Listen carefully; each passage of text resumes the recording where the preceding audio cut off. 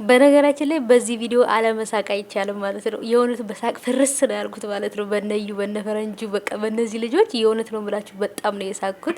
አሰላሙ አለይኩም ወራህመቱላሂ ወበረካቱ። ሰላም ሰላም፣ ውድ የተከበራችሁ የቻናሌ ተከታታዮች የኔ ውዶች የኔ ወርቆች እንዴት ናችሁልኝ? እንዴት ዋላችሁ የኔ ውዶች? በሰላም ያዋላችሁ በሰላም ያሳድራችሁ።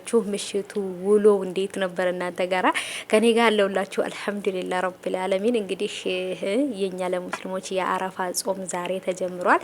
እንግዲህ አላህ በሰላም ከሚጨርሱት ያድርገን የኔ ወዶች ማለት ነው። እና እንግዲህ ዛሬም ተመልሼ እንግዲህ በሄርሜላ ላይ መጥቻለሁ እና ሄርሜላ ባደረገችው ነገር ላይ ብዙ ሰዎች ይህን ሀሳብ ይሰጡኛል። እንደዚህ አይነት ተቃራኒ የሆነ ሀሳብ ይኖራቸዋል ብላ አላሰበችም ነበረ። በነገራችን ላይ ምን ነው ይህንን ነገር ባላልኩኝ እርጉዝ ነኝ ባላልኩ ብላ እንድትጸጸት ነው ያደረግናት ማለት ነው። ምክንያቱም አንድ ሳምንት ስታደርግ ቆይታ ከዛን ታብታብ ስትደረግ ቆይታ አሁን መታ ለአረገዝኩ ምናምን አላለችም። ኧረ እባክሽ ለማንኛውም ማለት ነው በአንድ አመት 3 አይከብድም ግን አብርሽዬ ማለት ነው እዛም እየሄደ ታብታብ እዚህም እየሄደ ታብታብ ያደርጋል አብርሃም ማለት ነው። በቃ እኔ እኮ ይሄ ታብታብ እኔ የልጅ መቼ ነው ይሄን ታብታብ ማድረግ የሚያቆመው ማለት ነው። እና እንግዲህ ሄርሜላ በርግጥ እኔ የሄርሜላ ልጅ ግራ ያጋባልና ያወዛገበን ምንድነው ማርገዟ ሳይሆን ከማን ነው የሚለው ነው። ገባችሁ አይደለ?